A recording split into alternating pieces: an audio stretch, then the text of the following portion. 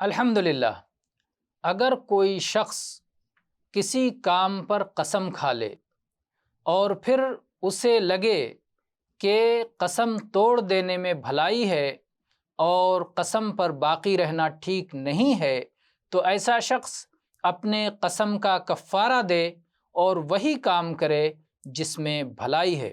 اس سلسلے میں ابو ہریرہ رضی اللہ عنہ کی حدیث ہے کہ اللہ کے رسول صلی اللہ علیہ وسلم نے ارشاد فرمایا، لَأَن يَلَجَّ أَحَدُكُمْ فِي يَمِينِهِ فِي أَهْلِهِ آثَمُ لَهُ عِنْدَ اللَّهِ تَعَالَى مِنْ أَن يُعْتِيَ كَفَّارَتَهُ الَّتِي فَرَضَ اللَّهُ عَلَيْهِ۔ یہ متفق علیہ حدیث ہے کہ کوئی شخص اپنے گھر والوں سے متعلق قسم کھا کر اسی پر اڑا رہے، اس میں اس کے اوپر اس بات سے زیادہ گناہ ہے کہ وہ اپنے قسم کا کفارہ دے دے جو اللہ تعالیٰ نے اس پر فرض کیا ہے۔ اس کا مفہوم یہ ہے کہ اگر کسی آدمی نے اپنے اہل، عیال، اپنے بچوں، بیوی بچوں کے تعلق سے کوئی قسم کھا لی اور پھر اسے محسوس ہوا کہ یہ جو میں نے قسم کھا لی ہے یہ بہتر نہیں کیا ہے، مجھے اپنا قسم توڑ دینا چاہیے، لیکن اس کے باوجود ضد پر قائم رہ کر اڑا رہے اور کہے میں نے تو قسم کھا لی ہے، اب میں یہ خیر کا کام نہیں کروں گا، تو یہ اس میں زیادہ گناہ ہے اس کے بنسبت کہ وہ اپنی قسم توڑ دے اور خیر کی طرف لوٹ آئے۔ اپنی قسم توڑ کر کفارہ دے دے، اس میں کم گناہ ہوگا، لیکن اگر اپنی قسم پہ اڑا رہتا ہے جبکہ قسم توڑنے میں اس کے لیے بھلائی ہے، تو قسم پہ اڑے رہنے میں اس کے اوپر زیادہ گناہ ہے۔ واللہ اعلم والحمد للہ رب العالمین۔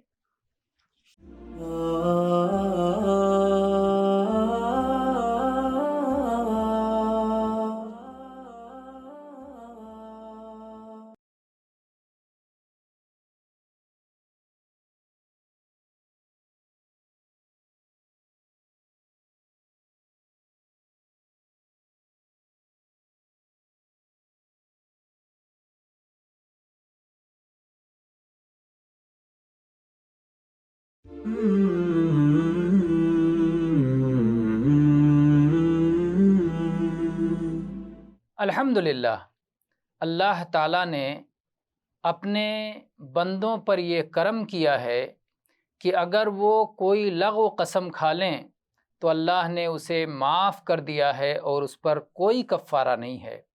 قسم کے سلسلے میں سورہ مائدہ کی آیت نمبر 89 میں اللہ تعالیٰ نے ارشاد فرمایا، لا یؤاخذکم اللہ باللغو فی ایمانکم ولکن یؤاخذکم بما عقدتم الایمان فکفارته اطعام 10 مساکین من اوسط ما تطعمون اہلیکم او کسوتهم او تحریر رقبہ فمن لم یجد فصیام 3 ایام ذلک کفارۃ ایمانکم اذا حلفتم واحفظوا ایمانکم۔ اللہ تعالیٰ تمہاری گرفت نہیں کرتا ان قسموں میں جو تم لغو یعنی لایانی قسمیں کھا لو، لیکن اللہ تعالیٰ ان قسموں پر گرفت فرماتا ہے جن کو تم نے مضبوطی سے باندھا ہے۔ اس کا کفارہ درمیانی درجے کا کھانا کھلانا ہے 10 مسکینوں کو جو تم اپنے گھر والوں کو کھلاتے ہو، یا 10 مسکینوں کو کپڑا پہنانا ہے، یا ایک غلام آزاد کرنا ہے۔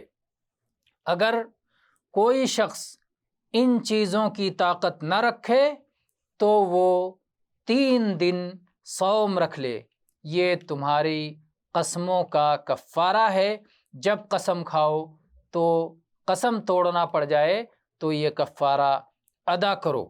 اور پھر اللہ تعالیٰ نے فرمایا وَاحْفَظُوا أَيْمَانَكُمْ، اپنے قسموں کی حفاظت کرو، یعنی بلا وجہ یوں ہی لغو طور پر ہر وقت قسم کھاتے نہ رہو۔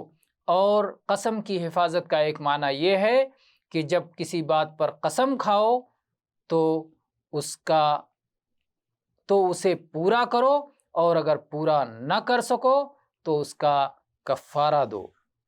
عائشہ رضی اللہ عنہا کی حدیث ہے، فرماتی ہیں کہ یہ آیت ان لوگوں کے بارے میں نازل ہوئی جو بات بات میں کہتے ہیں لا واللہ بلا واللہ، نہ اللہ کی قسم، کیوں نہیں اللہ کی قسم، یعنی بات بات میں جن کی زبانوں پر قسم چڑھا رہتا ہے۔ تو اس طرح کی قسمیں جو بطور عادت زبان پر جاری ہو جاتی ہیں، جس سے قسم مقصود نہیں ہوتا، اللہ تعالیٰ نے ان پر کفارہ نہیں رکھا ہے، ان پر کوئی گرفت نہیں ہے، اسے معاف فرما دیا ہے۔ واللہ اعلم، وصلی اللہ علی نبینا وسلم، والحمد للہ رب العالمین۔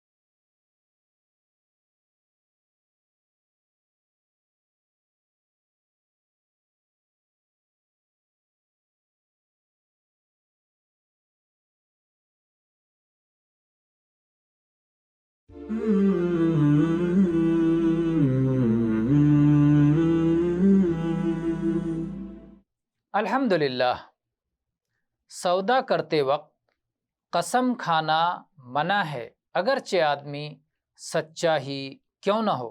اس سلسلے میں ابو ہریرہ رضی اللہ عنہ کی حدیث ہے، فرماتے ہیں کہ میں نے رسول اللہ صلی اللہ علیہ وسلم کو فرماتے ہوئے سنا، الحلف منفقۃ للسلعہ ممحقۃ للکسب۔ یہ متفق علیہ حدیث ہے کہ قسم کھانا یہ انسان کے سودے کے زیادہ بکنے کا سبب ہے، لیکن کمائی کی برکت کے مٹانے کا بھی ذریعہ ہے۔ اگر ایک آدمی سودا بیچتے ہوئے قسم کھاتا ہے تو قسم کی وجہ سے اس کا سودا تو بک جاتا ہے، لیکن اس کی کمائی کی برکت مٹ جاتی ہے۔ یہ ایسی صورت میں ہے جب انسان اپنی قسم میں سچا ہو، یعنی سچا ہونے کے باوجود بھی قسم کھانا کوئی پسندیدہ عمل نہیں ہے۔ پھر آپ سوچ سکتے ہیں کہ اگر کوئی شخص جھوٹی قسم کھائے تو وہ کتنی بڑی بات ہوگی اور کس طرح کے گناہ کا عمل ہوگا۔ اللہ تعالی ہمیں قسموں کی حفاظت کی توفیق عطا فرمائے، آمین، والحمد للہ رب العالمین۔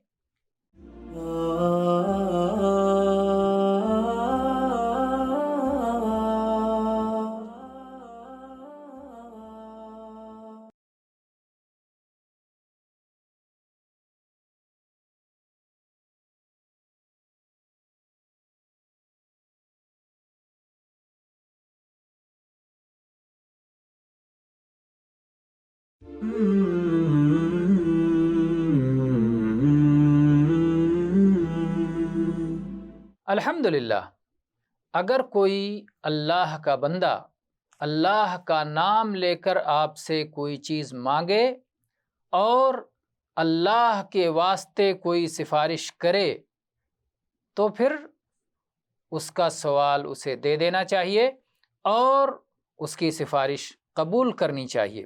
اس سلسلے میں عبداللہ ابن عمر رضی اللہ عنہما کی حدیث ہے کہ رسول اکرم صلی اللہ علیہ وسلم نے ارشاد فرمایا، من استعاذ باللہ فاعیذوہ ومن سأل باللہ فاعطوہ ومن دعاکم فاجیبوہ ومن صنع الیکم معروفا فکافئوہ فإن لم تجدوا ما تکافئونہ فادعوا لہ حتی تروا انکم قد کافأتموہ۔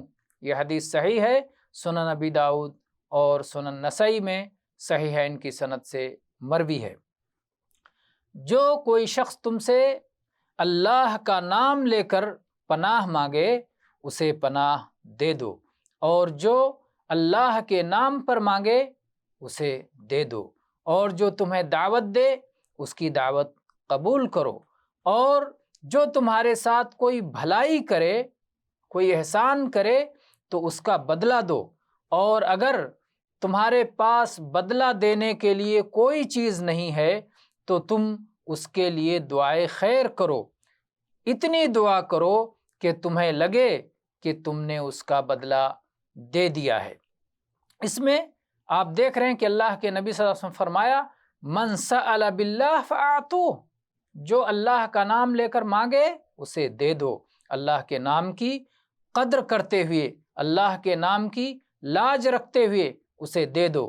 لیکن کبھی کبھار جب آپ کو معلوم ہو جائے کہ یہ شخص پیشہ ور گداگر ہے اور اس کا کام ہی ہے بھیک مانگنا، ایسی صورت میں اسے نہیں دینا چاہیے تاکہ گداگری کی اور بھیک مگائی کی حوصلہ افزائی نہ ہو، بلکہ اس کی حوصلہ شکنی کرنی چاہیے اور مانگنے والوں کو، پیشہ ور مانگنے والوں کو نہیں دینا چاہیے۔ واللہ تعالی اعلم والحمد للہ رب العالمین۔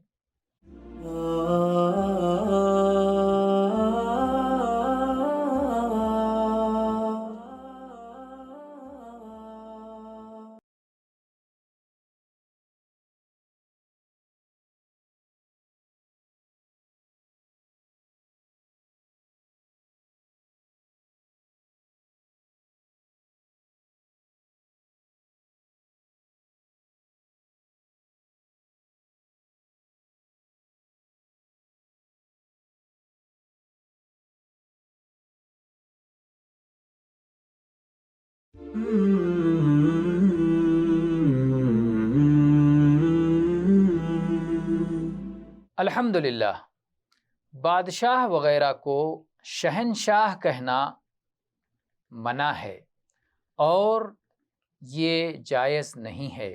ابو ہریرہ رضی اللہ عنہ کی حدیث ہے کہ نبی صلی اللہ علیہ وسلم نے فرمایا ان اخنعس من عند اللہ عز وجل رجل تسمى ملک الاملاک، متفق علیہ حدیث ہے کہ اللہ کے نزدیک سب سے ذلیل ترین نام اس شخص کا نام ہے جو اپنا نام رکھتا ہے بادشاہوں کا بادشاہ، جسے کہتے ہیں شاہنشاہ۔ شاہنشاہ کے معنی ہوتا ہے بادشاہوں کا بادشاہ۔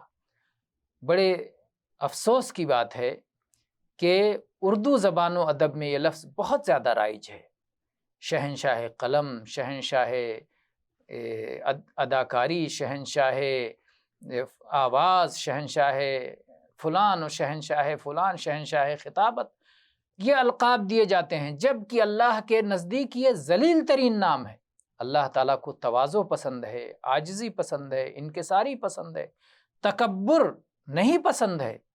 کبریائی اور بڑائی یہ اللہ کے لیے ہے، اس کا حقدار اللہ ہے۔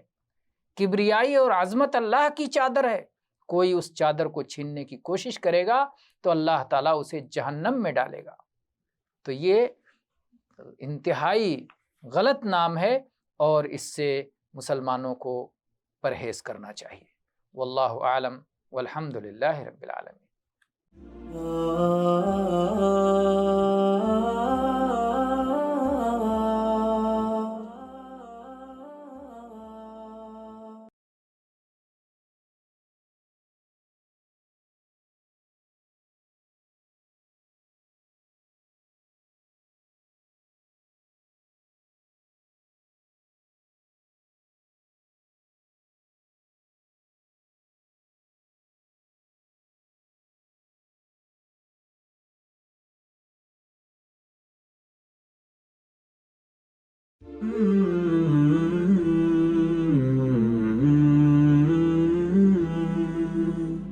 الحمدللہ، فاسق اور بدعتی وغیرہ کو سید یعنی سردار کہنا منع ہے۔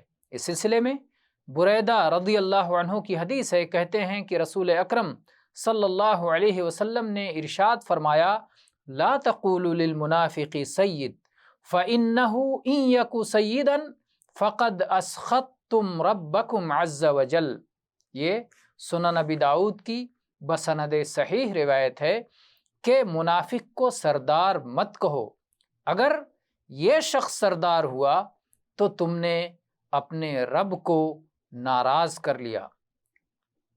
عزت و احترام کے مستحق وہ لوگ ہیں جو متقی ہیں، صاحب ایمان ہیں، پرہیزگار ہیں، لیکن جو فاسق و فاجر ہیں، کافر ہیں، اللہ کے دشمن ہیں، وہ اس عزت و احترام کے ہرگز مستحق نہیں ہیں کہ انہیں سید اور اس طرح کے بڑے القاب سے نوازا جائے۔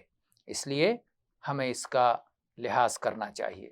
واللہ اعلم والحمد للہ رب العالمین۔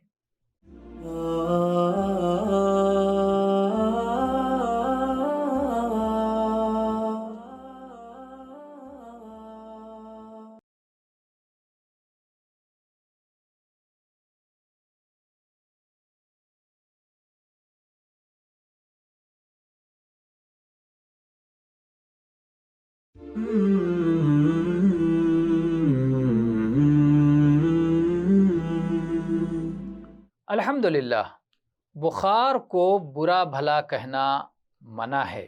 اس سلسلے میں جابر رضی اللہ عنہ کی حدیث ہے کہ نبی کریم صلی اللہ علیہ وسلم ام السائب یا ام المسیب نامی خاتون کے پاس تشریف لے گئے۔ انہیں بخار تھا۔ آپ نے کہا، ام السائب یا ام المسیب، کیا بات ہے، تم کانپ رہی ہو؟ انہوں نے کہا، اے اللہ کے نبی صلی اللہ علیہ وسلم، بخار ہے، اللہ اس میں برکت نہ دے۔ تو اللہ کے نبی صلی اللہ علیہ وسلم فرمایا، لا تسب الحمى فإنها تذهب خطايا بنی آدم كما يذهب الكير خبث الحديد۔ یہ صحیح مسلم کی حدیث ہے۔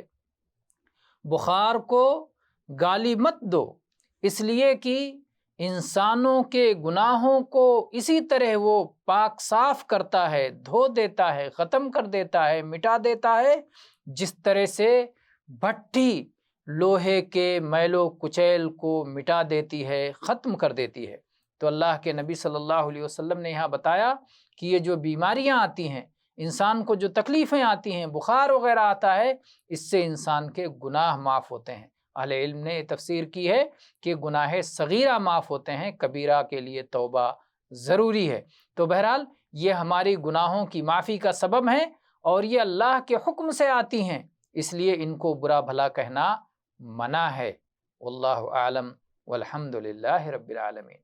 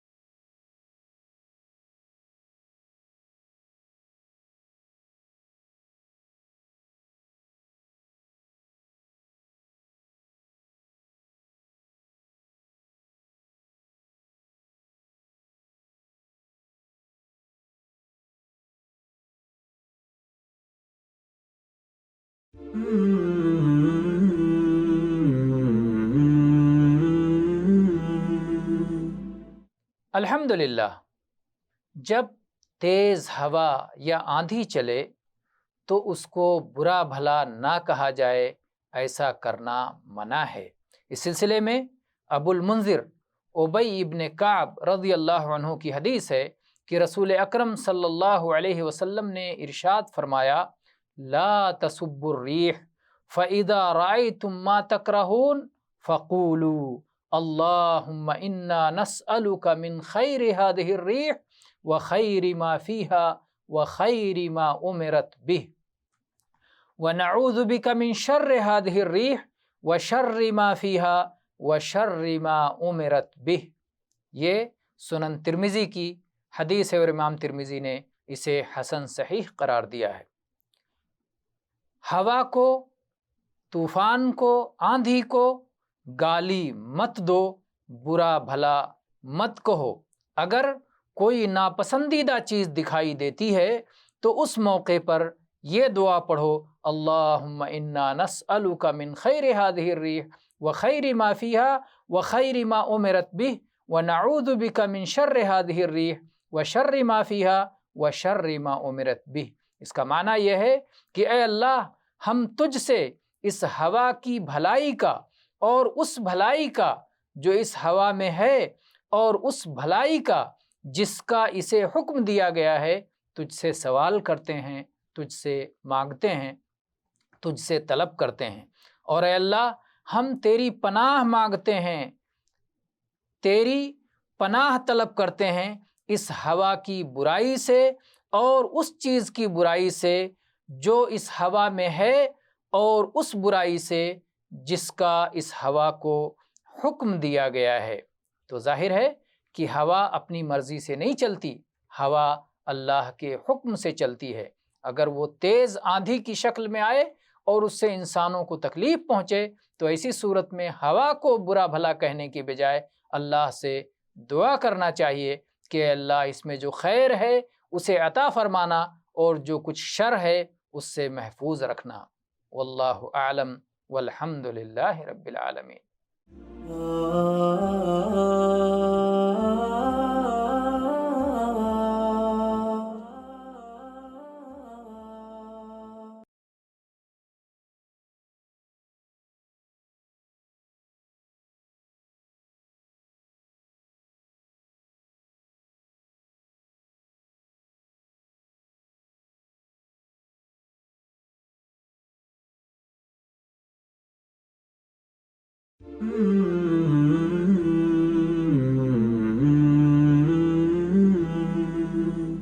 الحمدللہ، مرغ اگر بانگ دے تو اس صورت میں مرغ کو برا بھلا کہنا منع ہے۔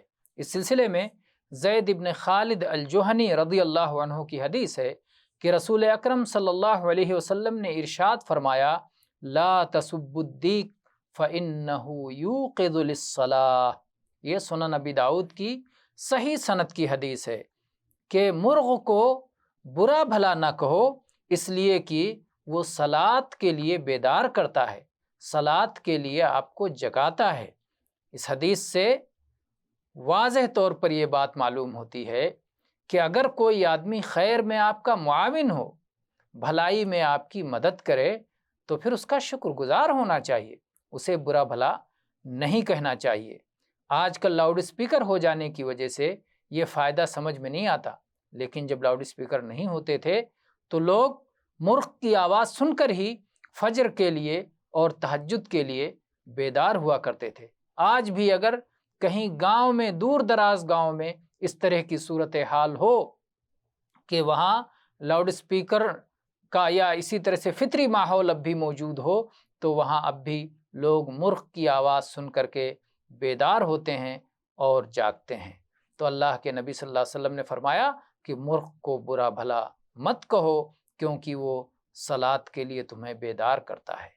واللہ اعلم والحمد للہ رب العالمین۔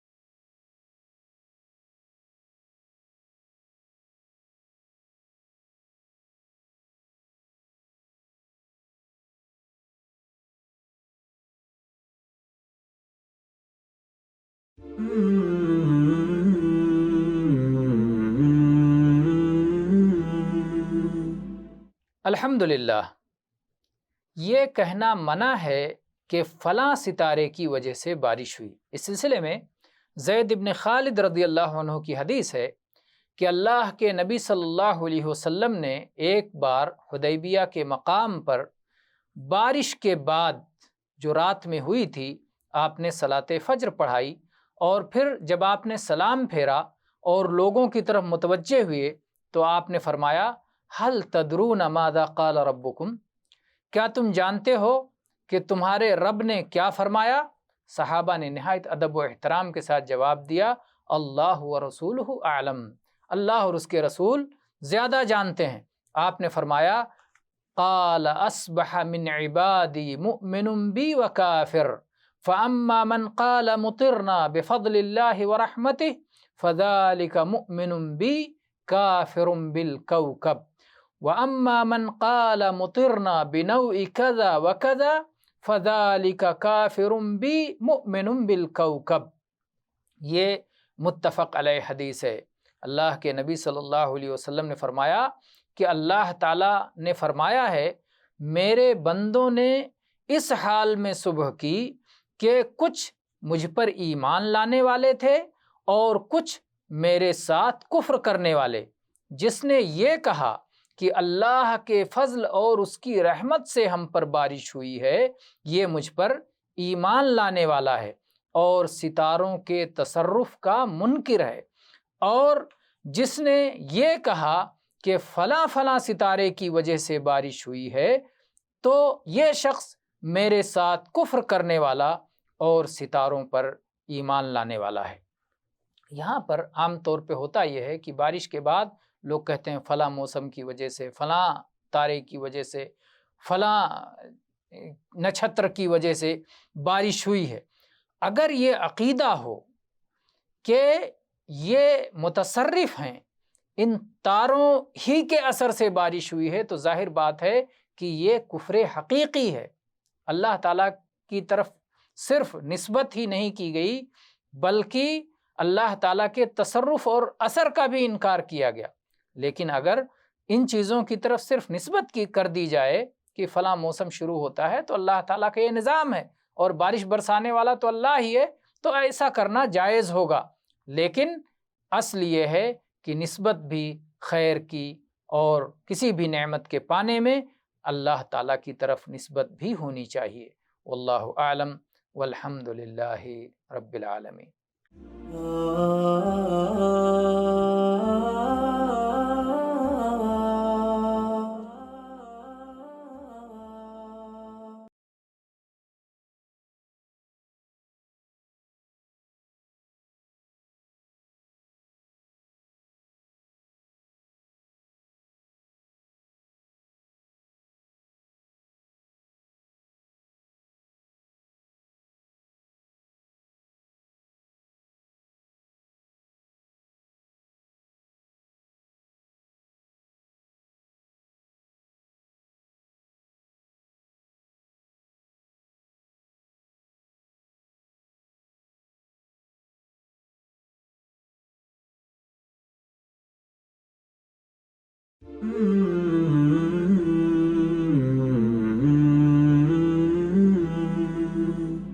الحمدللہ، کسی مسلمان کو اے کافر کہہ کر کے پکارنا حرام ہے۔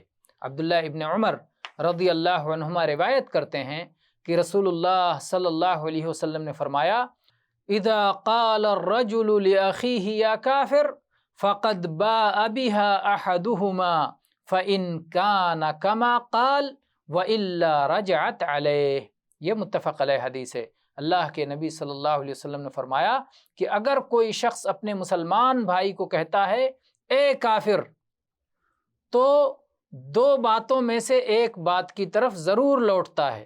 اگر وہ شخص واقعی ایسا ہوا جیسا کہ اسے کہا گیا ہے تو ٹھیک، ورنہ کفر اسی کی طرف لوٹ کر کے آ جائے گا۔ تو کسی اپنے مسلمان بھائی کو کافر کہنا سخت منع ہے۔ یہ کوئی معمولی بات نہیں ہے کہ ایک بندہ جو ایمان والا ہو اسے کافر کہہ دیا جائے، اسے اللہ کا دشمن کہہ دیا جائے۔ لیکن اگر واقعی کوئی شخص کافر ہو اور صرف کافر نہ بلکہ کفر کو پھیلا رہا ہو تو اس کی وضاحت بھی ضروری ہے کہ فلاں آدمی کفریہ عمل کر رہا ہے یا کفر کی دعوت دے رہا ہے یا اس کا قول و عمل کافرانہ ہے، تاکہ لوگ اس سے پرہیز کریں، اس سے دور رہیں، اس سے گریز کریں اور اس کے اس عمل بد سے محفوظ رہیں۔ واللہ اعلم والحمد للہ رب العالمین۔